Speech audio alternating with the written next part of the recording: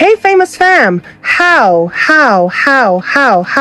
Well, welcome back to Famous Faces Scoop TV. Buckle up because we're diving straight into the fireworks that are Donald Trump's second inaugural parade. From executive orders flying off the desk to Barron Trump stealing the show with chants of Barron. This one's got all the drama, glamour, and chaos you could ask for. So grab your MAGA hats or your popcorn because this parade is marching straight into history, of course, into a whirlwind of controversy. Let's get into it.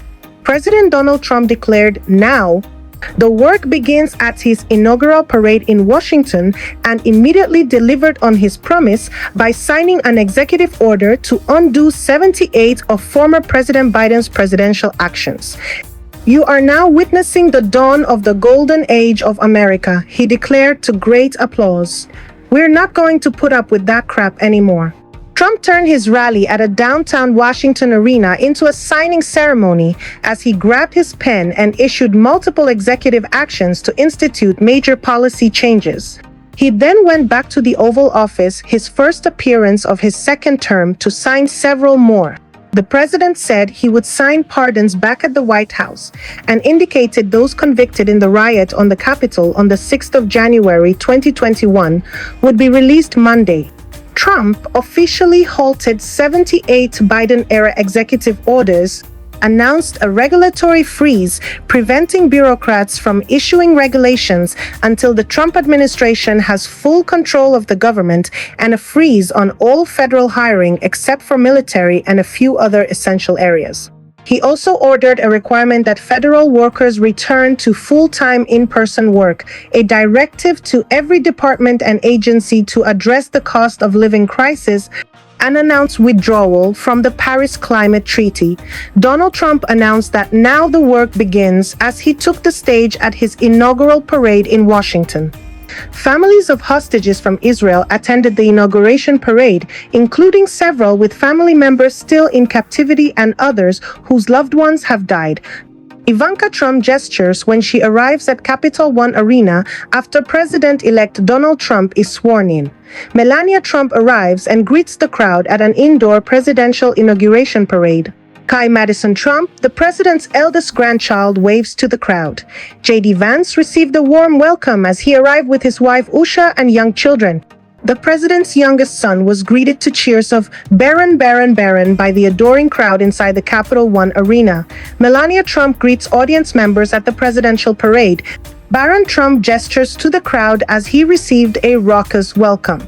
The newly inaugurated president and vice president greet well-wishers, while JD Vance's son looks less than impressed.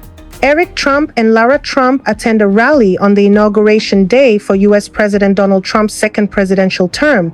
Trump fans were decked out in a lot of red MAGA hats and other Trump-branded apparel. Donald Trump is sworn in as the 47th President of the United States. President-elect Donald Trump talks to his vice presidential pick JD Vance in the Capitol Rotunda before they are both sworn into office on Monday. Melania Trump cut a stylish figure in a hat by American fashion designer Eric Javits. The brand new politics podcast bringing you the latest news and gossip from Trump insiders. New episodes every Monday, Wednesday, and Friday. The Republican Party, at Trump's direction, has constructed a big tent, one large enough for RFK Jr. and Elon Musk pictured, and the average shift worker. Up until the very end, Biden reminds us that everything he has said about Trump, that he's a corrupt, self-interested liar who is only interested in the presidency to profit from it, was more of a confession than anything else. A body language expert has weighed in on the moments everyone is talking about from President Donald Trump's inauguration. Judy James decoded everything from Trump's alpha mode arrival to St. John's Church in Washington, D.C., to Jill Biden's subtle shun to Joe. James told Patty Power Trump's arrival was a display of alpha mode at full throttle. The chest, inflated and splayed like a cockerel in a power pose. The spine, upright enough to make a Buckingham guard jealous, she said. The expression, a lip clamp and raised jaw combo that screamed, "I am in charge." Again. Pointing to him and wife Melania watching a firework display on Sunday night, James said his whole persona screamed, "Serious businesses." Former President Bill Clinton and his wife, former Secretary of State Hillary Clinton, appeared to chuckle as Donald Trump delivered his inauguration address. Donald Trump vowed to change the name of the Gulf of Mexico to the Gulf of America. Trump declared a national emergency on the southern border. Migrants in Mexico flood to the southern border on the 20th of January for their last chance to get entry into the U.S. Foreign Affairs Minister Penny Wong has spent the morning dodging awkward questions about Donald Trump's declaration that the U.S. government will now only recognize two genders. Ms. Wong, along with Australia's U.S. Ambassador Kevin Rudd, attended Trump's inauguration in Washington, D.C. in the early hours of Tuesday, when the new U.S. president said only male and female would be officially recognized under his administration. Facing the 7 Sunrise program on Tuesday, Ms. Wong was asked by host Natalie Barr about what she had learned of Mr. Trump's announcement on gender. Marco Rubio has been unanimously confirmed by the Senate to become the next Secretary of State. The Florida Senator 53 and former presidential candidate was confirmed with a resounding bipartisan vote from his colleagues and himself. His nomination to become the head of the State Department moved through the Senate earlier in the evening among a rash of other Trump cabinet picks who also advanced key hurdles. The Senate then moved to immediately consider Rubio's confirmation before the 100 members. Even the Florida Republican himself got to vote on his own fate. Rubio's confirmation keeps in line with a tradition among the Senate to confirm at least one presidential cabinet member on Inauguration Day, dating back to Bill Clinton's first day on the job. Usually the nominees have importance to national security, and as incoming head of the State Department, Rubio will have a lot to handle in that vein. The inauguration was earlier today for President Donald Trump, the 45th and now 47th President of the United States. Boy, oh boy, did it not disappoint.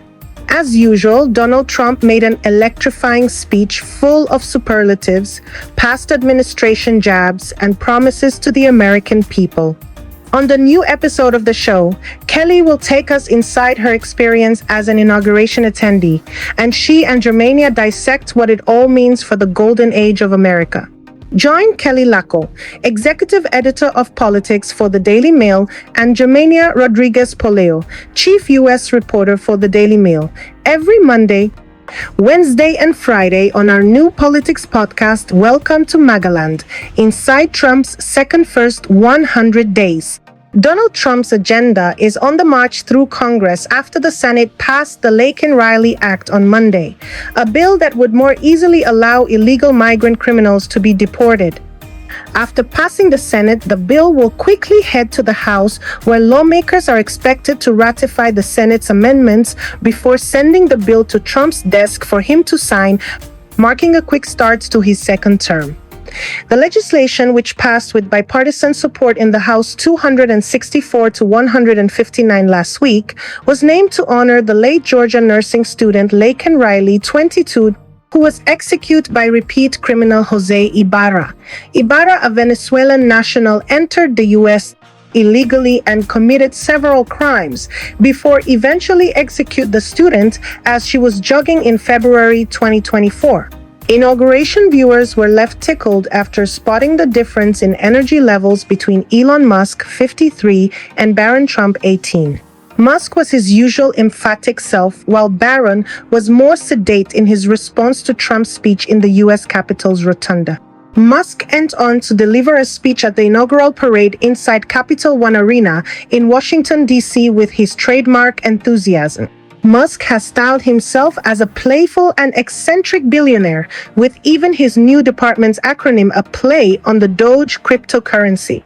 Donald Trump Jr. ran through a range of emotions as his father was sworn in as the 47th President of the United States, and then his eyes shone with moisture as he looked at his father with pride. About 600 dignitaries assembled in the Capitol's Rotunda for the inauguration ceremony. And that, my famous fans, wraps up another roller coaster in the land of the rich, powerful, and politically outrageous.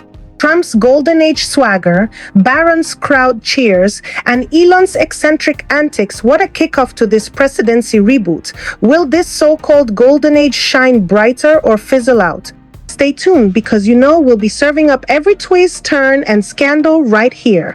Don't forget to like, subscribe, and ring the notification bell to keep up with all the drama. Until next time, famous fans, keep your tea hot and your MAGA hats tighter than ever. Oh my God, I am astonished. Yes, you heard that right. Bye for now.